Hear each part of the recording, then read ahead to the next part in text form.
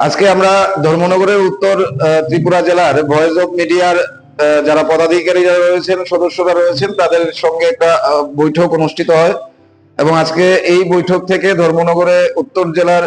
Voice of মিডিয়ার কে নিয়ে বিভিন্ন সিদ্ধান্ত, সাংবাদিকদের নানা সমস্যা এবং ভয়েস অফ মিডিয়া এই উত্তর জেলায়, উত্তর ত্রিপুরা জেলায় সাংবাদিকদের জন্য,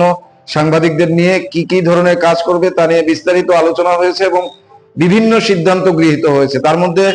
উল্লেখযোগ্য যে সিদ্ধান্ত আজকে আমরা গ্রহণ করেছি সেটি হচ্ছে আমরা খুব শীঘ্রই আগামী কিছুদিনের মধ্যেই উত্তর ত্রিপুরা জেলার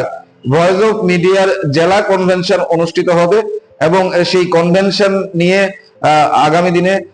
কাজ চলবে, প্রস্তুতি চলবে কিভাবে এই কনভেনশনকে সাফল্যমণ্ডিত করা যায় এবং খুব শীঘ্রই আমরা বিভিন্ন দিক সিদ্ধান্ত করার পর সেই জেলা কনভেনশনের উত্তর ত্রিপুরার তার দিনক্ষণ তারিখ আমরা জানাবো প্রকাশ্যে এবং আরো বেশ কিছু যে সিদ্ধান্তগুলি নেওয়া হয়েছে সেগুলো নিয়ে আমরা আগামী দিনে কাজ করব।